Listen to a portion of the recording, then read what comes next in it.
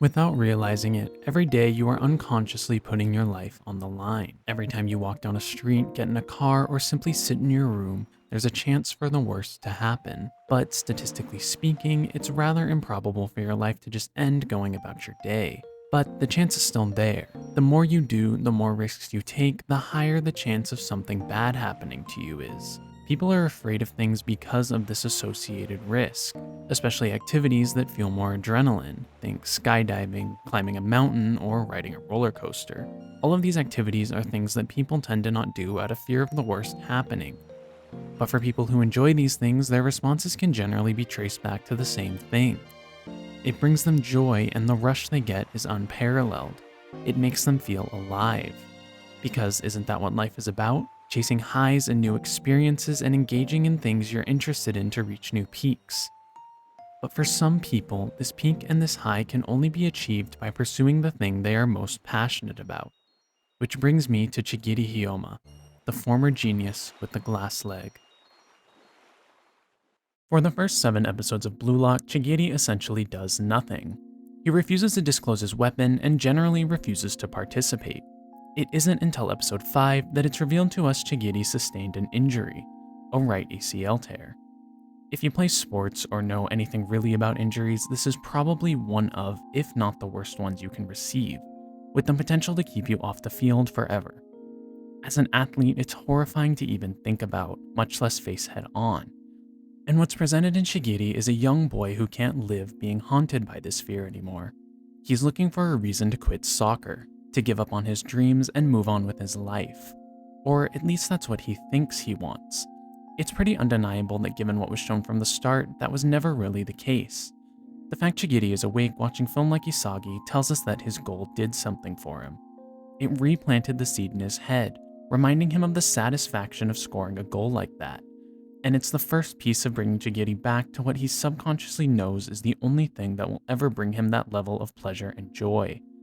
Despite this conversation regarding the goal and Isagi's attempts to convince Chigiri he shouldn't give up on soccer, he still refuses to budge going into the game against Team W. But unlike the previous 2 games, something occurs that reveals new info to us.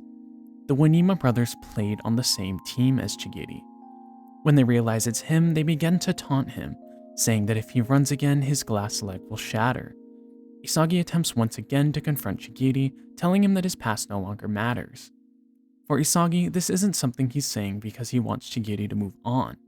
It's much more of a moment of irritation and desperation for Isagi, as he wants more than anything to win and knows if Chigiri contributes, this is much more attainable. Chigiri is just as aware of this, and as the game progresses, the Wanima brothers taunt and jab at him, continuing making claims that his soccer career would die today. Kuon's betrayal serves its own purpose narratively in a few different ways, but it also does a fantastic job of setting the stage for Chigiri to shine. With Team W having total knowledge of everyone's abilities, Chigiri is the only one who they're unsure of outside their short time playing on the same team with him. What is presented to us now is a very hopeless and desperate Team Z, one in need of a hero. Although the show states that Kuon's betrayal makes the match 12 versus 10, with Chigiri refusing to budge, the game plays out more like 12 versus 9. This is virtually impossible to win in a sport like soccer on top of the already present issue that these players know everything Team Z is capable of, making their combination plays useless. Regardless of this, Team Z is aware that they have no choice but to press on. At the very least, if they tie, they can stay afloat. At the beginning of this desperate press, Chigiri is once again outrun by one of the Munima brothers, and again he is told that his soccer career will come to an end by today. And that's what Chigiri wants, right? He's looking for a reason to quit. After this taunt, Chigiri responds in anger, and we finally get a good glimpse into who he really was. He was the star player of his high school's team, utilizing his inhuman speed to put his name on the map. He truly believed more than anything that he could become the greatest, and just as that belief was beginning to carry him to the heights of what he dreamed of, his injury occurred. As he goes through rehab, he's constantly put down by both the Wanima brothers and the people who once cheered him on. He eventually works through rehab and is able to get back on the field, and while he is physically capable of playing again, the mental trauma and fear of re-injury becomes too much to bear, leaving him feeling chained and afraid to move forward. As Chigiri stands there reflecting on his career, his teammates run circles around him trying their hardest to score. In just a few minutes, his soccer career will end. As he's mentally coming to peace with this, he's brought back to Earth due to Isagi yelling at him that it's not over yet. That despite the fact it's proven to be virtually impossible for their team to win, he's still running around and believing that they can score. And with those words, something shifts in Chigiri. But before I continue, I need to address a broader topic and overarching theme of Blue Lock that you have to understand and apply to Chigiri before his actions in this episode make any real sense. Why are these players at Blue Lock? To have a chance to become the best striker in Japan? To achieve the highest level of soccer they possibly can? One surface level critique of the sports genre I constantly see is that it's just soccer, it's just basketball, or it's just volleyball. What those statements fail to take into account is that none of these series are primarily about the sport they're playing. Sports anime are about passion in a broader sense. Every person on this planet will undoubtedly find something that brings them joy, something that they want to work to pursue. For some, they reach a point of satisfaction or complacency, where they're happy with their achievements and move on. But for others, they never reach that point. This is what sets apart those with true passion and those without. Some will find something they're passionate about, capture a feeling, or live a moment that changes the course of their lives forever. They'll end up chasing this again and again, constantly attempting to capture the high of that moment. They will never be satisfied, and the only way they'll ever feel fulfilled is when they grasp that feeling in their hands again. In sports, this generally means playing against and defeating strong competitors. Over and over again, these passionate people spend their lives seeking out competition, with an innate desire to earnestly clash with those who provide them a challenge to reach new heights. The stronger the opponent, the more opportunity to create new feelings of satisfaction and triumph, to prove that they are the best at what they do. And in the end, when that feeling is achieved, they stand over those they defeated, knowing they proved themselves better than a strong opponent in the heat of competition. This is the rush. But what if every time you chase that rush, you were at risk of never being able to catch it again? What would you do? What would you do when your life of passion starts to truly begin and is already in jeopardy of ending? That's the reality Chigiri faces. Every time he steps out onto the field, if he pushes too hard, everything could end for him. And for someone like him, someone with true passion, it's a fate worse than death. It's expressed that Chigiri has an unusual bone structure, and it's also rather obvious that as a result, he was a prodigy in how inhuman his speed is.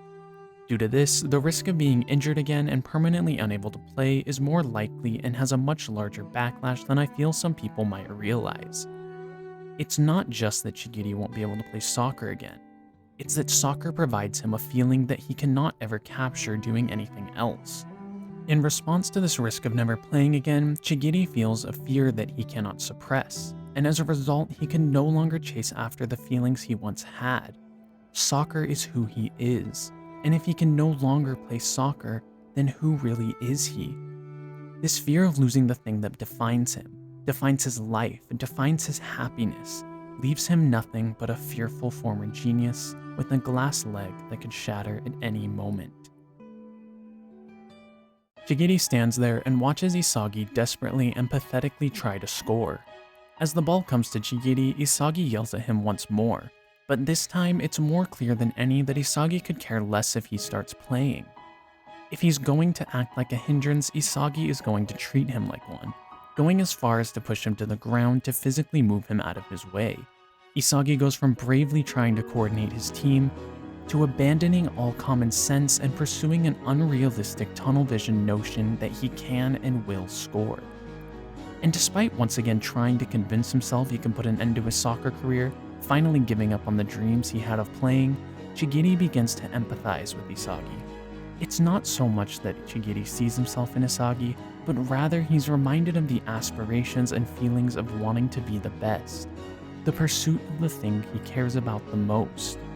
He's reminded of that moment why he loves soccer so much, and he begins to realize that no matter how much he tries to give up, no matter how much time he spends telling himself he's ready to let go of soccer, no matter how much he has to lose, he will never be able to let go of the rush. And at that moment, Chigiri makes a choice. もういい。れるなら壊れろ。これで最後でもいい。行くぞ右足。世界一のストライカーは俺だ。 He no longer cares about the risk. He no longer gives a damn about the possibility of getting injured. What matters to him most is chasing the feelings he gets when he plays soccer until he can do it again no more. For him not to play soccer, to not be able to chase the feeling he felt as a child horrifies him. It's what makes him who he is. But in this moment, he realizes the reward trumps the risk. And no matter what he does, what he tries to do, he will never be able to replicate the feelings of passion, satisfaction, and joy he feels when playing soccer and outrunning his opponents. Chigiri realizes that the rush of playing is worth the potential death of what he loves the most. He decides he will run and play until his leg won't carry him any farther. And even if he loses the very core of what makes him who he is, he will no longer be chained down by the fear of that loss, and run forward with every ounce of strength he has left with his soul on the line. He runs forward with nothing on his mind except the rush of playing he's currently experiencing. The voice in his head is doing nothing but motivating him to push even further beyond his limits. All that matters in that moment is the satisfaction he wants to feel outrunning every opponent that tries to stop him, fulfilling his need for the hedonistic pleasure of scoring a goal and leaving everyone else fallen behind him. Chigiri risks everything for the rush. 見ろ潔、見ろお前ら、これがちぎり氷馬だ。 For athletes, it's kinda simple. The moment you see it again, the moment you get just a taste of those feelings, it's impossible to turn away from.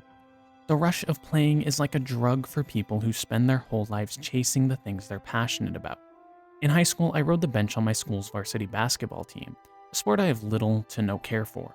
In doing so, I spent more time observing the players who did play as well as my coach. One day he said something to us, that no matter how much he tried, he could never get away from basketball. He felt if he quit playing, he quit coaching, he could spend more time with his wife and kids. But he didn't. Because as he said, every single time he tried to give up being near basketball, he always found himself unable to do it. What always stood out to me is that he wasn't saying this to motivate us or anything. It came after his wife called him, and after he hung up, he was essentially venting about how she wishes he would quit basketball. No matter how he tried, he couldn't give up what the sport gave him. This has always stuck with me as someone who, despite being very passionate about playing volleyball, was never able to truly chase it like I wish I could. And now I spend my time doing just that. After my varsity season ended, I spent a lot of time regretting and looking back on the things I didn't do and the effort I could have put into playing volleyball more seriously. In a way, I started to feel really sorry for myself, and it wasn't until a few months ago when I went to college that these feelings were resolved. I found a new place to play volleyball, but not just for fun. The people I met were genuinely competitive, constantly challenging themselves to do new things and beat each other. Nearly every single night, I've spent hours playing, trying to chase the rush of hitting a clean spike into the ground, blocking someone stronger than me, or getting a no-touch ace jump serve against strong passers. But I had this revelation a few weeks ago. I don't play for anything more than myself. There's no real payoff for me winning except for the moment I get to grasp with my hands the satisfaction of beating a player stronger than me. And every night I go out and do it again. No matter how many times, I never get over it. I never get over that rush. In high school, when I played varsity volleyball, I tore a ligament in my ankle landing on someone's foot, and it put me on the bench my entire junior season. The stakes weren't as high as Chigiri, nor was my injury as bad, and it made me sad, but at the time I hadn't fully realized my love for the sport. Since then, it's always been a fear for me to injure my ankle again, and I actually sprained my ankle again 3 weeks ago as of typing this script, and I've been unable to play since. I've always lived with the fear of hurting my ankle again, and luckily for me, it's just a simple sprain this time, and I should be fine in a few weeks. The reason I bring this up, and the reason I wrote this script, is because the dread I've felt across these 3 weeks is pretty terrible. When I watched this episode, it hit me like a truck. It reminded me of all the things that have made me love competition and volleyball so much, and it really made me reevaluate a lot of the things I'd done up until now, and what I was going to do going forward.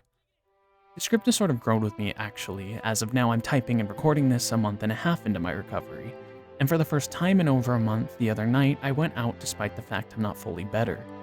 I flailed a little bit and was overall afraid of re-injury, but the moment I hit a jump serve, the moment I saw the ball hit the court, the moment I locked eyes with the passers and heard the oohs and ahs of the crowd, the moment the feelings of satisfaction and joy coursed through my entire body, I thought back to what I wrote here. Everything you do has a risk of so many things going wrong. Sitting here typing this script right now, I'm taking the risk of uploading a video essay that maybe nobody will watch. In a few weeks when I'm healed, I could go out onto the court again and risk tearing the tendon in my ankle. Maybe bad enough this time that I'll never play volleyball again. Something that gives me feelings nothing else on this planet can. But is that fear gonna stop me from doing what I love? The things that make me feel alive? Life is about the risks you take to achieve the things that bring you joy, the moments that make you feel alive. And just like Chigiri, I want to run and chase the pleasure of what makes me feel alive until it kills me.